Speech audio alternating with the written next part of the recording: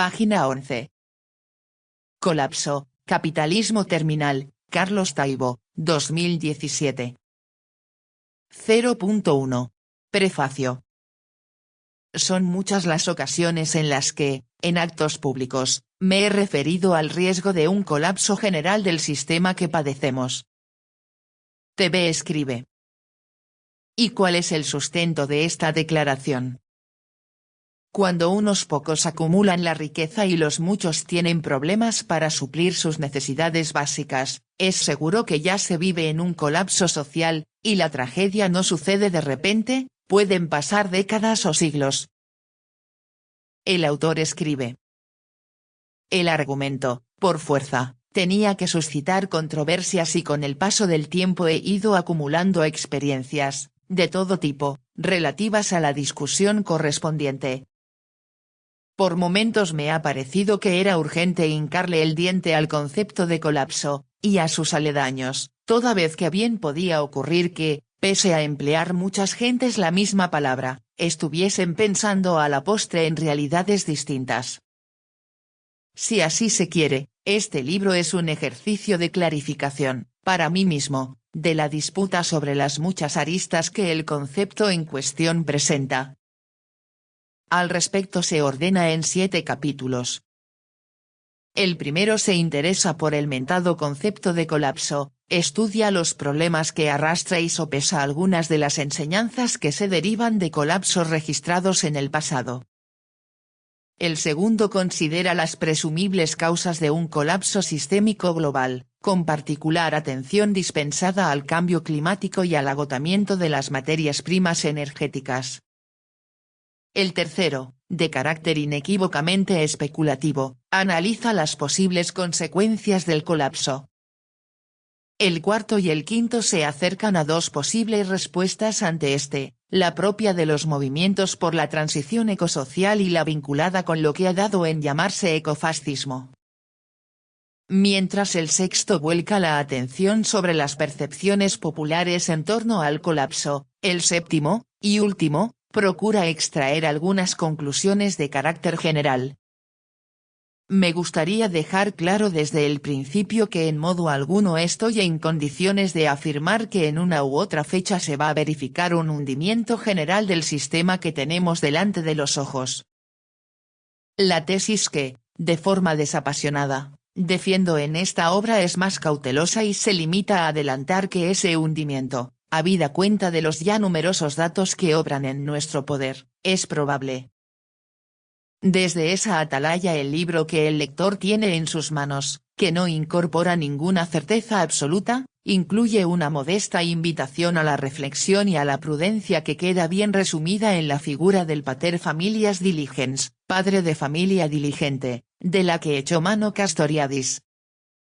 Me limitaré a recordar al respecto que ante un escenario tan delicado como el que plantea la crisis ecológica, nuestra respuesta no puede ser la que el filósofo atribuía a un padre o a una madre al que, tras serle comunicado que era muy posible que su hijo tuviese una grave enfermedad, en vez de colocar al vástago en manos de los mejores médicos, lo único que se le ocurrió fue razonar diciendo, bien, si es posible que mi hijo tenga una gravísima enfermedad, también es posible que no la tenga, con lo que parece moderadamente justificado que me quede cruzado de brazos. Frente a ello, el padre de familia consciente se dice a sí mismo, ya que los problemas son enormes, e incluso en el caso de que las probabilidades de que se manifiesten sean escasas, procedo con la mayor prudencia, y no como si nada estuviese sucediendo. Que este texto sea prudente no significa en modo alguno que desee ocultar la magnitud de los retos.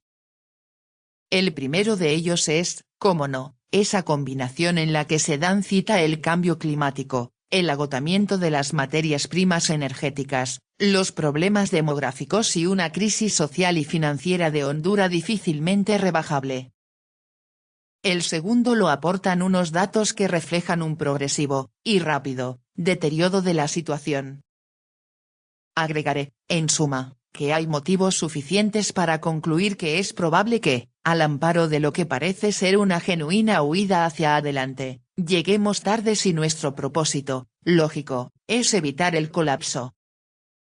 El escenario mental y político que hemos heredado es muy delicado, y obliga a realizar sacrificios, en la forma de respuestas urgentes y contundentes, en un momento en el que las restricciones son, de suyo, muchas.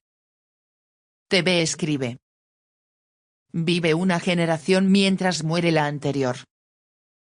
La nueva generación, se ajusta a su momento y no extraña nada de lo que gozó o padeció la generación de sus padres.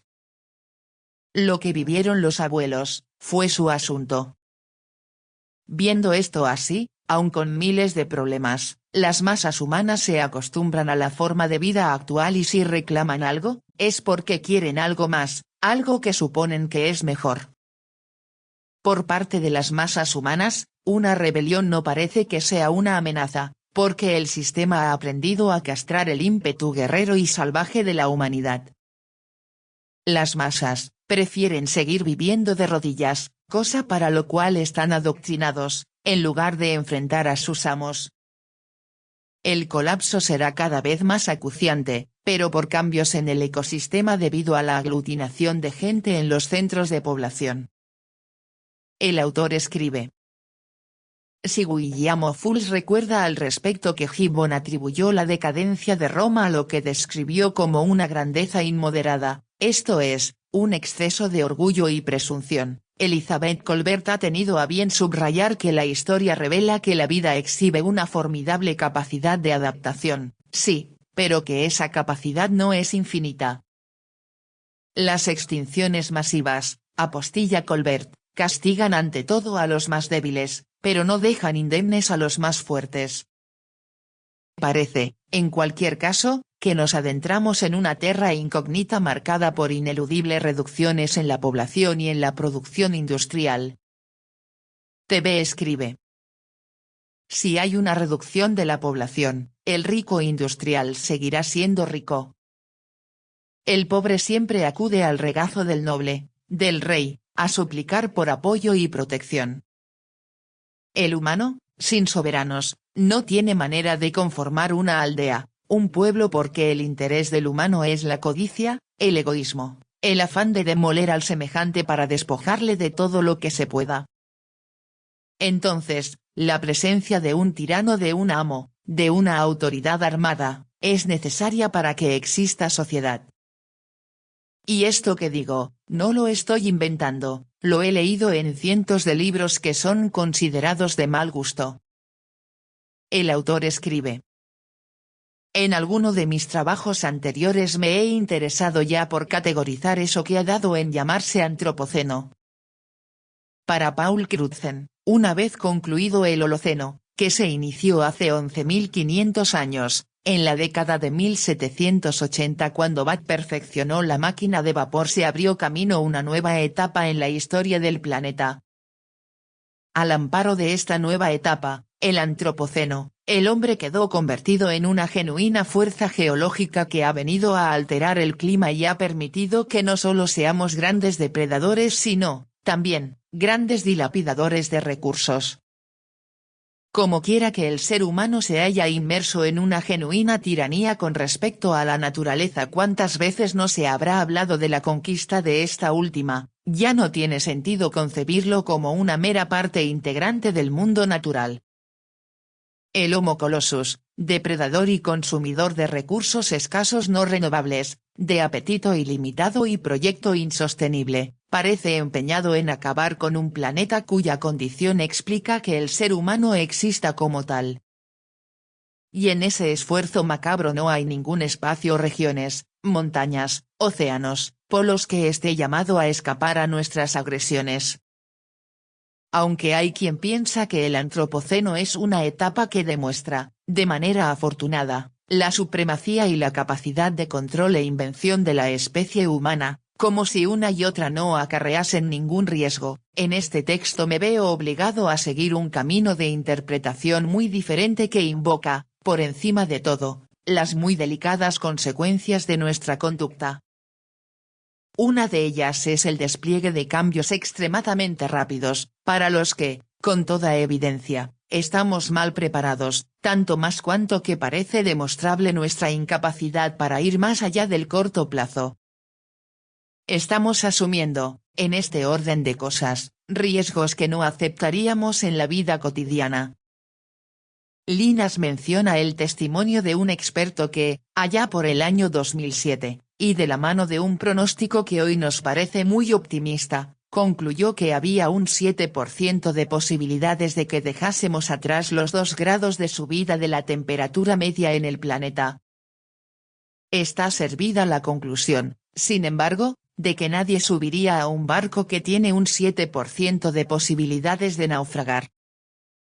Hamilton, por su parte, recuerda que, según una estimación, si las emisiones de CO2 de los países pobres alcanzan su máximo en 2030 y a partir de ese momento se reducen un 3% anual, en tanto las de los países ricos alcanzaron su clímax en 2015 y pasaron a reducirse, también, un 3% anual a partir de esa fecha, solo tendremos un 50% de posibilidades de esquivar que la temperatura media del planeta se eleve inquietantemente por encima de los 4 grados centígrados.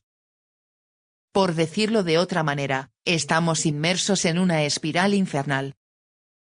Nuestra civilización industrial se halla obligada a acelerar, a hacerse cada vez más compleja, y a consumir cada vez más energía, afirman Servigne y Stevens.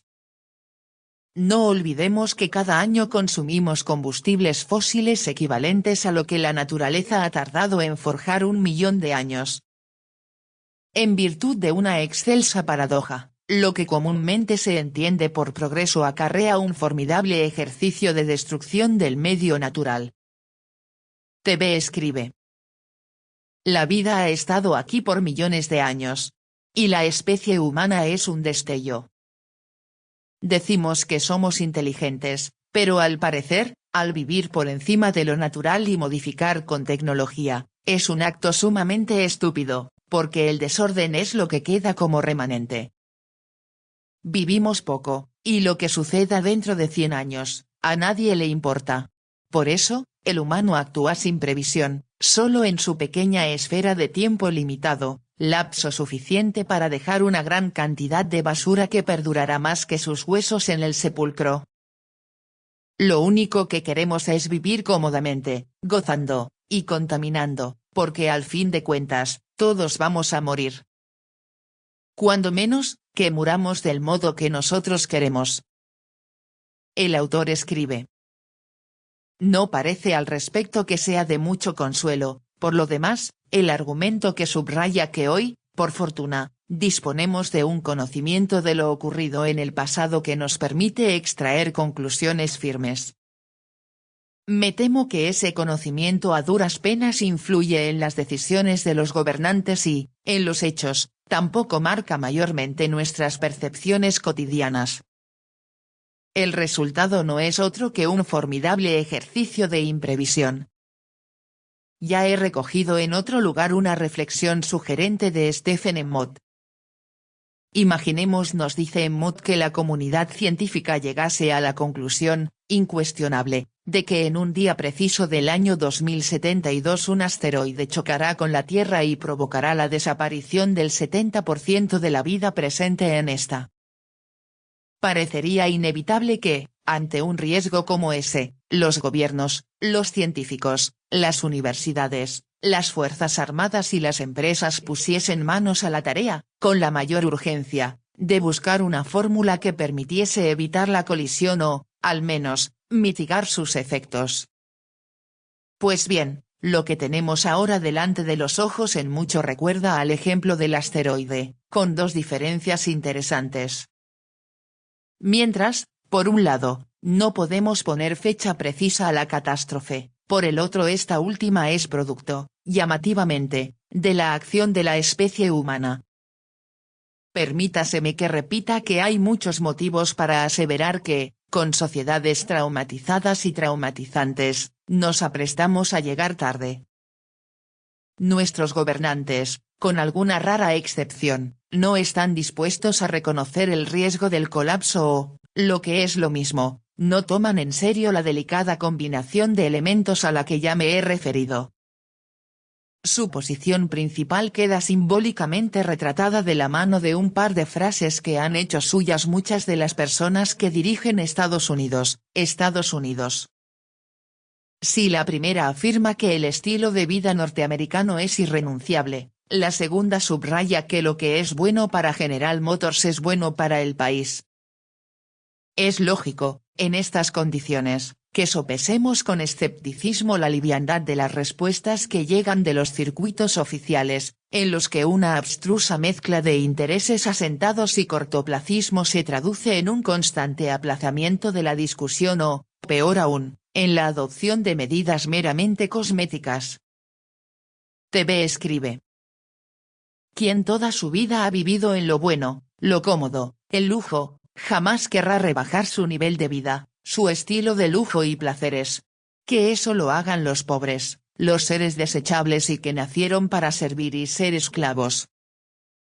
Las naciones poderosas, antes de perder su hegemonía, son capaces de destruirlo todo. Si no es para mí, que no sea para nadie. Los ricos, antes de aportar algo para mejorar las condiciones de vida de millones de humanos miserables y cobardes, preferirían construir refugios subterráneos o construir una ciudad en la Luna o en Marte. El autor escribe. En el mejor de los casos se recuerda intuyo que de la mano de argumentos que poco o nada quieren decir que la especie humana ha sido capaz de reaccionar rápida y contundentemente ante situaciones delicadas. Ahí estaría, para demostrarlo, y por ejemplo, el hecho de que, con ocasión de la Segunda Guerra Mundial, el gasto militar estadounidense creció desde un 1,6% del Producto Interior Bruto para emplazarse en un 37% en solo 4 años. Hay quien ha sugerido que el tipo de movilización necesario para hacer frente al cambio climático y al pico del petróleo debería ser similar al que se registró en Estados Unidos cuando este país decidió intervenir en la Segunda Guerra Mundial. Infelizmente, sin embargo, y tal y como lo señala Homer Dixon, la economía planetaria no tiene un plan B-17.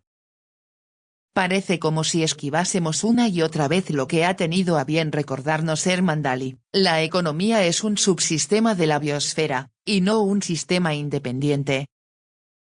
Tal y como ya lo he sugerido, y por añadidura, lo más probable es que debamos acometer cambios radicales en condiciones muy delicadas, como son las marcadas por el agotamiento. Nuestra conciencia de los límites es nula de todas las materias primas energéticas que nos han permitido llegar hasta aquí. En 2 trabajos anteriores en defensa del decrecimiento. Sobre capitalismo, crisis y barbarie, 2009, y ¿por qué el decrecimiento? Un ensayo sobre la antesala del colapso, 2014. Me he interesado ya por algunas de las materias que me atraen en este libro. Vuelvo ahora sobre ellas con una franca vocación pedagógica, y en la creencia de que entre nosotros no hay o al menos yo no lo conozco ningún texto que aborde, con este perfil y estas dimensiones, la discusión del colapso. A diferencia de lo que sucede en esta obra, lo normal es que el colapso sea encarado, por lo demás, desde el prisma de disciplinas académicas específicas, como es el caso de la arqueología, de la economía o de la ecología. A menudo el interés suscitado se manifiesta, por otra parte, a través de textos de carácter práctico orientados a explicar. No es en modo alguno mi intención acometer semejante tarea. ¿Qué es lo que debemos hacer para prepararnos ante el colapso o para sobrevivir a él? Verdad es que contamos con un espléndido volumen, el segundo de los 2 que llevan por título En la espiral de la energía, del que son autores el fallecido Ramón Fernández Durán y Luis González Reyes. Ese trabajo recoge de manera brillante una abrumadora y bien tratada información al respecto del colapso. Resulta, sin embargo, y a mi entender, una obra en exceso compleja que, en su perfil actual, es difícil que llegue a las muchas personas que deben sentir interés por esta discusión y por sus ramificaciones. en nuestro panorama editorial, y en la propia red en la que disponemos, eso sí, de la rica información volcada en un grupo de Facebook titulado Colapso y de páginas web muy interesantes como la que alimenta Antonio Turiel, ni siquiera han menudeado, por lo demás, las traducciones de textos foráneos que mitiguen nuestra sed de conocimiento. Por cierto, que el grueso de la bibliografía sobre el colapso tiene, como se verá, su origen en Estados Unidos, hecho que por sí solo merecería una reflexión. Pareciera como si esa abstrusa combinación de problemas sociales, despilfarro, el norteamericano medio consume 3 veces más energía que el europeo medio y supeditación de la política a los negocios configurase el escenario más adecuado para pensar en un futuro muy delicado. Quienes más saben sobre el colapso son, en cualquier caso, quienes ya lo han padecido en sus carnes. Y es que explicar qué es el colapso a un niño nacido en la Franja de Gaza se antoja harto difícil. TV escribe. Como dije antes, es en vano hablar de libertad a quien nació en un seno familiar de esclavos. Las masas humanas se conforman con el abuso y la explotación, porque han nacido ahí.